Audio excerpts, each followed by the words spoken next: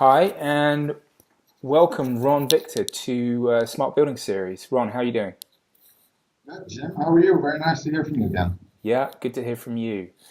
And give us an update on how IoTium is coming along. What's new with you guys?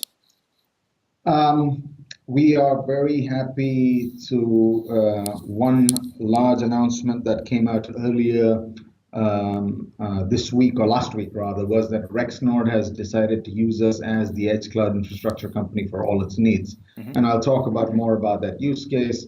We've seen an incredible up. We actually have closed a very large deal with another building owner for about 112 properties for our smart access product. That's another big one that will be announced very shortly. And overall, the uptake of what we're doing from all three of our value props has been amazing. So when we started talking, we talked about what we call what we have now branded as OTNet, which is Operation Technology hyphen NET.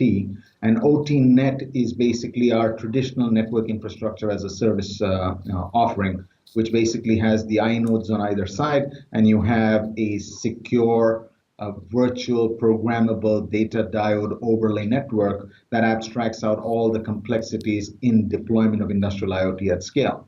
That product has been doing really well in the building automation, oil and gas, power and utilities, manufacturing, and healthcare verticals. We have customers in all these verticals using it. Basically, there, I don't know whether I told you this.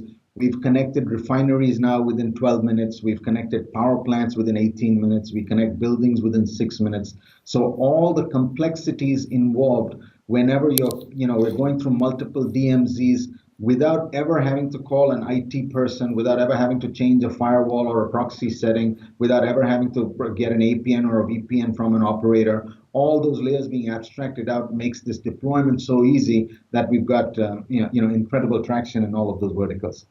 But Fantastic. that led to what we call smart access, or what we now call OT access. And OT access is a very unique problem. All of these customers, particularly in the building automation field as well as in the oil and gas field, what you will notice is there are multiple subsystems within a building or multiple subsystems within an oil rig. And these multiple subsystems are from multiple different vendors. So, like in a building, you may have Allerton, Trane, Siemens, and Schneider. The HVAC system from somebody, the chiller system from somebody else, the lighting system, and the Right. access control. Absolutely. And on an oil rig, it's a similar case. You'll have Schlumberger, Emerson, Bosch, Halliburton providing four different subsystems on an oil rig, drill monitoring, oil pressure checking, whatever it may be. And what the uniform requirement that came out of this whole thing was that everybody came to us and says, hey, can you provide me a single pane of glass from where I can provision, authenticate, manage, and audit which technician from which vendor is accessing which subsystem at what time on which building or which oil rig?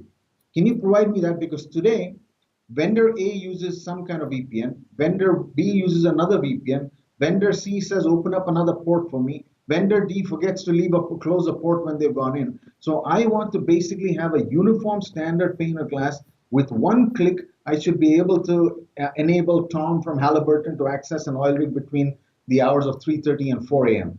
And one click, I should be able to disable John from Schneider to access building number 80 in Chicago whenever he's done. So that led to this OT access, which has taken off really well. So a single pane of glass for people that have the problem of provisioning, authenticating, managing, and auditing multiple technicians from multiple vendors remotely accessing multiple subsystems within an asset. So that's really done well. And now coming to the Rexnord use case, which is our OT Edge use case, where Rexnord has the huge machines, they're big, they're a $2 billion company manufacturing gearboxes and Hmm. I don't know, big gears and ball bearings for heavy industry and all that. And they are retrofitting their existing machinery to be able to do preventive maintenance, predictive analysis, all that kind of good stuff. So they built a module that has all the sensors in it that gets plugged onto the machine, and the inode, our inode software gets plugged on with it. And the benefit, it's very interesting. They're not doing this to take data out to the cloud. They're doing this to be able to push applications to the edge. So Okay. basically, the entire edge infrastructure is being managed by us. The whole patching of the Linux operating system, patching of the applications, making sure the applications don't leak, providing the entire industrial app store where they can upload a new machine learning program, a new artificial intelligence program, and with one click, push it across 100,000 machines. Right. Tomorrow they want to tweak that program, push it on. So that's also taken off really That's well. So that's that's re- the update. that's really interesting because that's clearly one of the big problems here with the IoT, right? Is that how if you're deploying sensors or whatever it might be, some bit of machinery that you want to keep an eye on, you want it to be connected. How can you ensure that that software is kept up to date? It's properly patched. So you're right. It's not just about getting data out of it. It's also about being able to upload patches and other things to the edge as well, right? Right. I mean, what I always tell people, you don't need us if you're going to connect one machine. You really don't need IoTium. But moment you do anything at scale, people don't think about it. Okay, so there's a Linux vulnerability that has shown up on your edge gateway. Now, how are you going to patch that edge gateway? What you need infrastructure with one click to be able to push that patch out and patch the operating system. Now, one application may have leaked that's running in a container, and they found a vulnerability. So the vendor of the application has come up and says, "Here's my patch. Go and deploy it." You are now across 400,000 cameras across 40 cities, and you have to deploy this firmware patch because there was a Murai attack, and the vendor has given you a patch. How do you push this patch out with one click and make sure that everything's patched? That is what we call edge infrastructure as a service. Otherwise, you have to build a huge IT team in house to be able to do all of this, which is it's equivalent to an IT network. I mean, today if you go into a large office or large enterprise, all these laptops are being patched by IT people, etc., making sure that everything is patched on a 7 by 24 basis. You have to do the same thing for millions of machines, a lot more than people actually. You have to do this across. So now suddenly that entire infrastructure is what Rexnord is using us for, not only for the edge infra itself, but also the ability to push applications, and then the ability for us to patch manage all those applications, patch manage the operating system, all of that. It's a pretty complex thing to do. Yeah, totally. At scale. And as you said, like the fact then that it's okay at an enterprise level. IT departments have been able to manually cope with all of these, with let's say laptops and servers, if they're there on site. But once you start, having this kind of these IoT devices all over the place, it's just in different physical locations. It's impossible to be able to manage all of those. It was very interesting. We were having dinner with one of the Rexnord engineers, and he has to actually go down some 3,000 feet into a mine to patch a box and then come back up because the box is right there in the mine. Can you imagine that? I mean, he was just telling us that it took him half a day to go down and patch one because he had to go down to the mine and he has to wait for the elevator timings. So, I mean, this is what this person is doing. And imagine doing that at scale across 100 mines. My God. Yeah, I came across an interesting statistic about ransomware, and saying, I think the stat was 2016. FBI received about 2,600 complaints. That's risen last year to about 3,000. Clearly, this problem's, and again, this is just ransomware we're talking about. We're not talking about any other type of malware. Clearly increasing. Why is that? And are they doing it because we as an industry are not reacting fast enough to to patch software and do the necessary things required? I wouldn't say it's just because there are two or three aspects that lead to it. One is them that want to do it just for kick's sake. They just want to do it. They like to say that, look, I could hack into 100 hours. So they do it. There is no benefit other than a satisfaction that, look, I could hack into it. So that's one, which is it. And by the way, you'll be surprised. There's a lot of people who do it just for that one reason, just to be able to show, look, I can hack into that. All right, that's one. Secondly, of course, there are people, bad actors, who either want to steal data or who want to bring a machine down. So these are the other reasons. Somebody who wants to do something malicious, either steal or bring something down. Now, the increase in this is as compute becomes cheaper and cheaper and cheaper, it enables more and more people to write more and more complex algorithms that they can run for practically nothing on AWS or on Azure, etc. I mean, imagine the amount of horsepower available to a hacker right now to be able to just run some decryption algorithm or try that. So because compute has become so cheap, you can write very sophisticated algorithms to do this, and network has taken off so well. I mean, all of us are connected now. Look at us. I would say about 5 years ago, we'd still have some blurriness in this conversation, or there might be latency issues. Now there isn't. So networks have improved. Compute has become cheap. And therefore the more and more things get connected, the more network gets better, the more compute becomes cheaper. We're going to see more of this happen. Now, what that tells us at the same time is we need to wisen up too, which is, hey, because networks have taken things, we need to be protected on our side to be able to patch all this infrastructure that we have and make sure that it's completely current and not vulnerable. All the older vulnerabilities have been addressed in some form or the other, and we've modernized the infrastructure to make sure it has the required firewalls and protection in place. And I think that will take a little bit of a transition. People are not just going to rip and replace what they have. They will slowly and steadily keep back. And it's getting there. But at the same time, the other part of this is we have also become very conscious that every time a hack occurs, now it's in the news. I mean, not to say that hacks must have been occurring before, but we never were too bothered about it. Now everybody is concerned, knowing that with all the high-flying hacks with large department stores, credit cards being stolen, etc., it has actually touched the consumer directly. It's my information is being leaked versus, and this Facebook thing has made that even more. It's my private personal information that is being let out, therefore I'm really worried and concerned, versus it's the company's information and it doesn't bother me anymore. So I think that's the whole thing's coming together. Yeah, exactly. But that's also why it really worried me when I heard about the Wannacry ransomware attack in the UK. That they were saying that the NHS in Scotland, out of the 14 different trusts who are the body that's responsible, 11 of them were still using Windows XP, which was one of the main reasons why they were able to hack in. And again, that's an operating system that's not been supported for 4 years, hasn't had a major security update since 2008. How can that happen? And of course, I'm not saying that you know the answer to that. Obviously, you don't. But it's just that is it's quite scary to think that those kind of institutions are running software like that, and that's what's being exploited.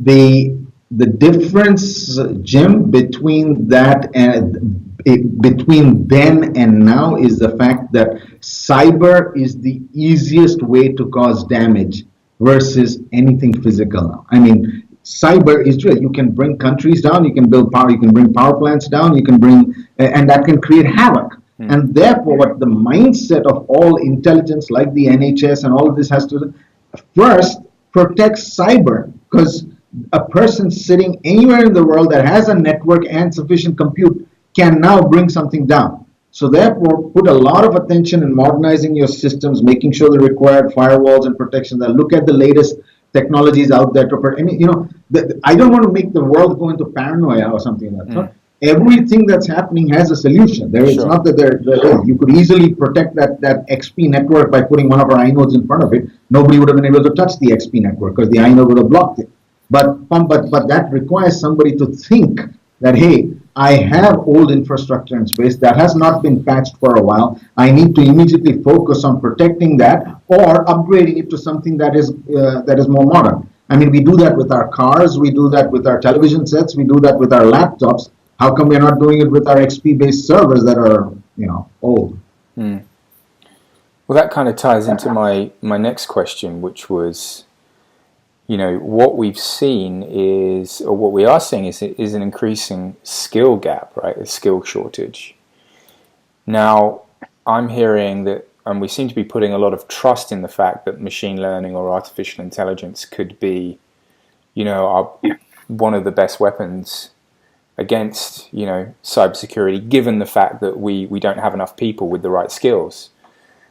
What do you think? Do you agree with that? In the end, anything that is people dependent cannot scale. That's the way I look at it. Right? You look at anything in the world that is completely people dependent and you need a bunch of people to do things, the scalability of that problem becomes a very big issue.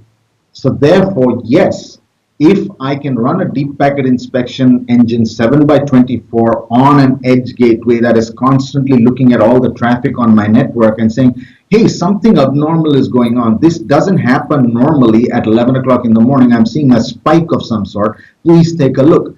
So now my human staff can come in only when they see the anomaly, that there is something weird going on. I need to take a look, etc. Now, if there is something mission critical in here, you could immediately program it to say, hey, wait a minute, something's going on, lock that down completely. So that before, let the IT guys come in and take a look, and all. In the meantime, lock it down.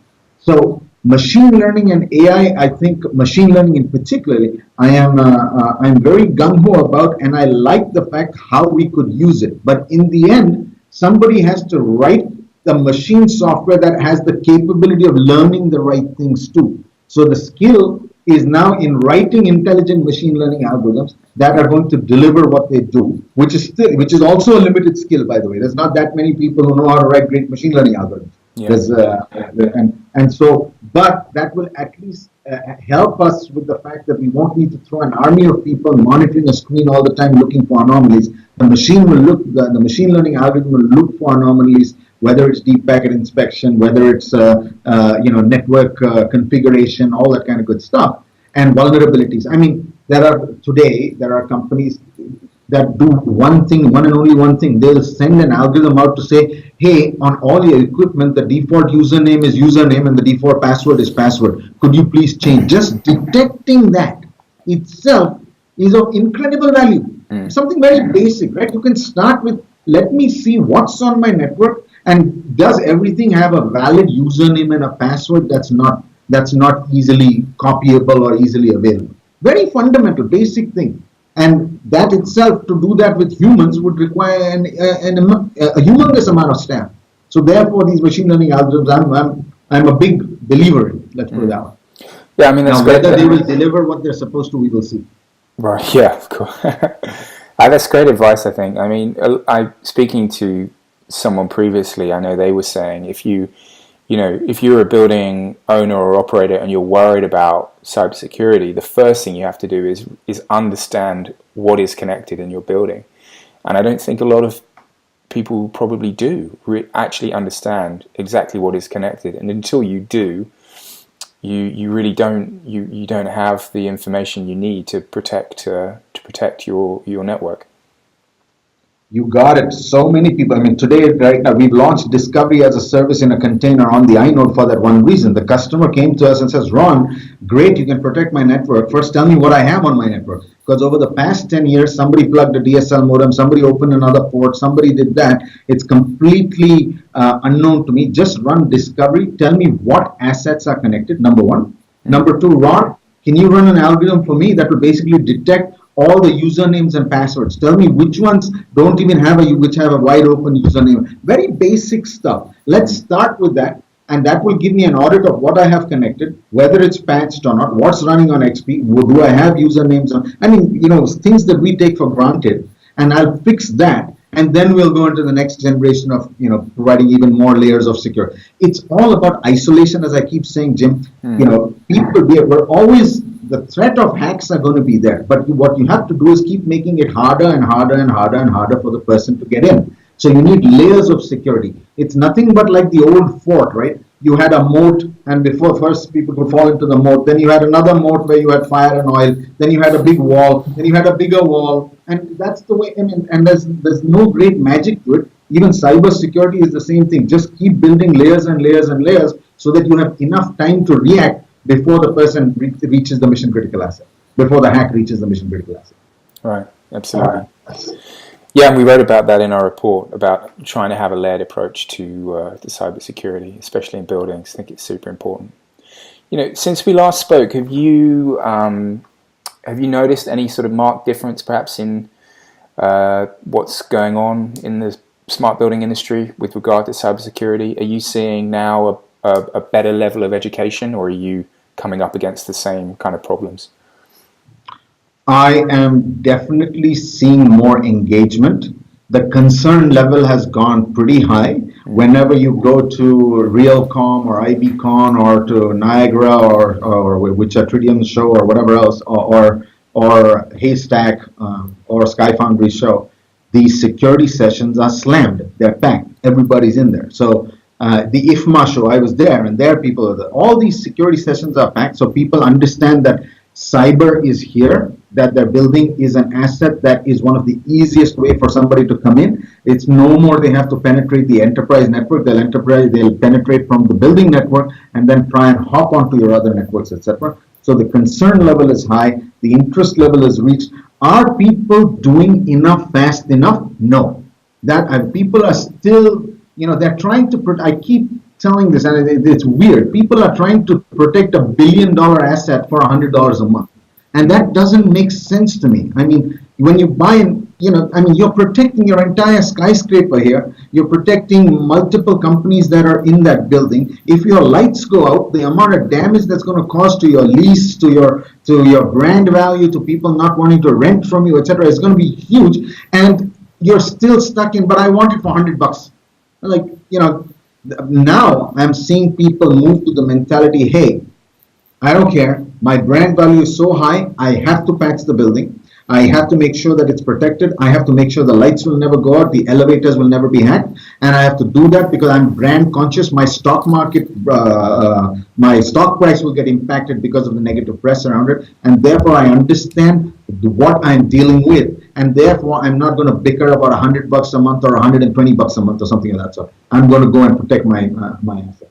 And I think people have to get that mindset that the building is a very expensive asset that is responsible for 70% of the productivity of people that come in and work there. And if that building is hacked and the lights go out, the elevators don't work, the plumbing stops for whatever reason, etc., it's going to cause some severe brand damage, and therefore it's not worth penny pinching to secure that asset, secure the building. Yeah, that's a great point. And I think that's one of the things that's really changed over the last 5 years, that cultural difference in how now if something's or if an attack happens, you can see it, and it comes out in the press, you can see that it's going to have a huge impact, not only on their brand but on their share price. And I guess that wasn't actually really happening before, was it? There wasn't that's been a big shift. Absolutely, and we have customers today who tell us that my brand value is so important. Come and protect this asset right now, right away. So it's a good shift. When you speak to building owners or people that operate buildings, like facilities managers, what advice are you giving them? It's a great question, and I have 2 real live cases right now that I'm dealing with here.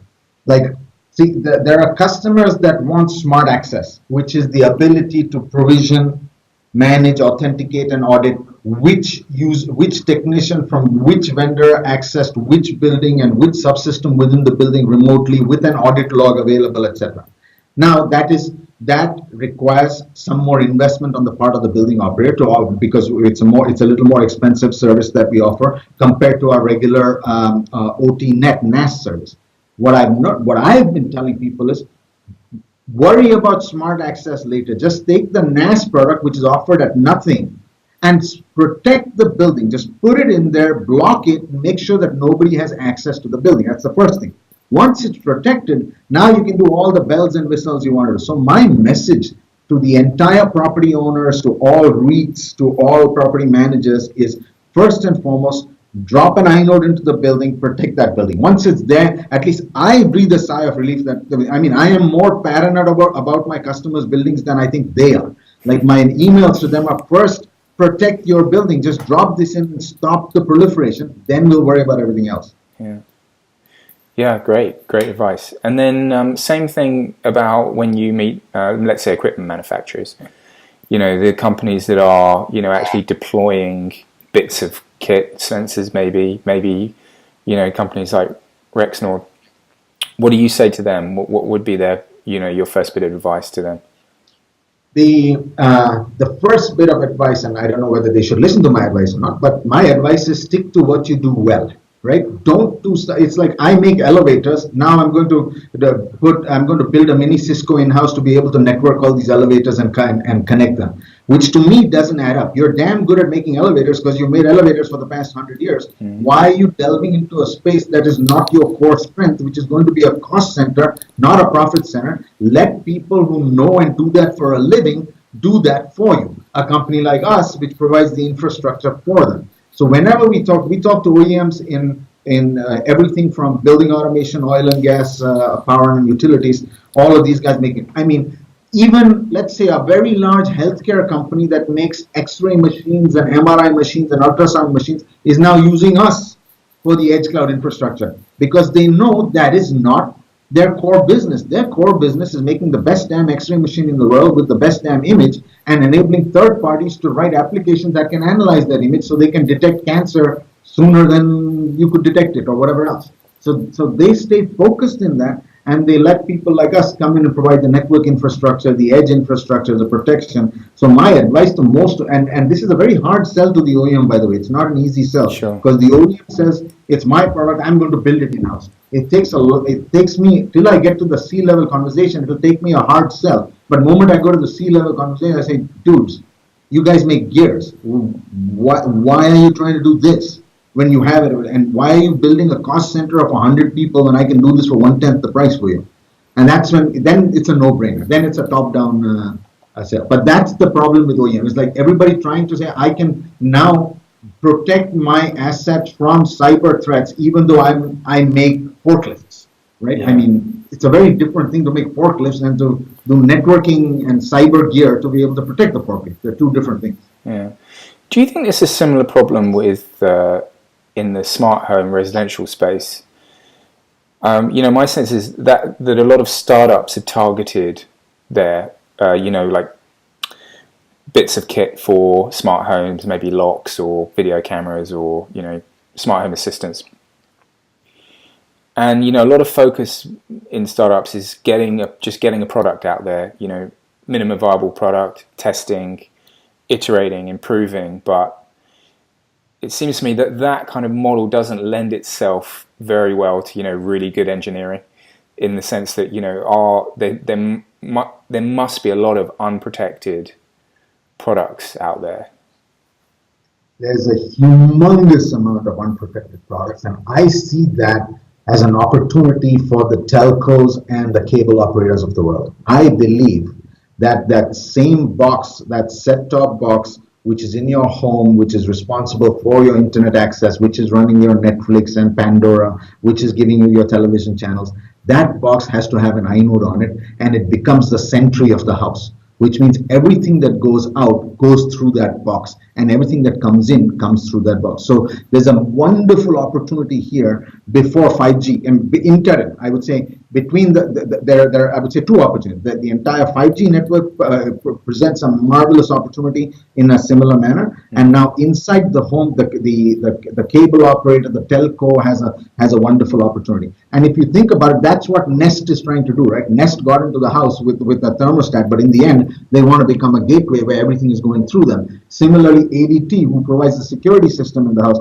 they are already in the house. They want to become the gateway. The power meter guys, they want to be because there's a power meter outside every house. So all of these assets are potential opportunities to become IoT inode hubs, which become secure entry points for any consumer device to come in and out. So, however insecure the consumer device out is, the entire security is now bent upon these hubs, whether it is the cable box, whether it's the set-top box, whether it's the ADT alarm box, whether it is the Nest thermostat, whatever, that single point where now all traffic goes only through that and back in and out, and that's how it protects everything everything south of that box. So I think but right now you're absolutely right. The amount of consumer devices coming out which are connected and coming out, the rate they're coming out, a lot of them are wildly insecure, and therefore will pose a threat the more they get deployed.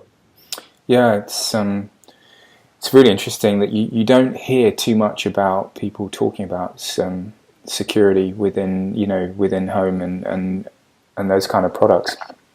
So yeah, maybe as you said, there's a big opportunity there for someone to come in and provide a secure gateway into everybody's home. Yeah. Well, Roy, Ron, sorry, it's been really good to talk to you. Really appreciate you taking the time. And any thoughts to leave us with? I mean, the industry is looking good. Industrial IoT is here and now to stay. It's being commercially deployed. It's gone. It's moved on from proof of concept to actual commercial deployment. And I think anybody who's sitting on the fence should be actually considering that let's move on. Let's get on with it. There's no reason to wait anymore. Yeah, exactly. And and especially as security is concerned, there's it's act now, secure things, and then you don't have to worry about it. Great. Thanks very much. Take care. Cheers. Bye-bye.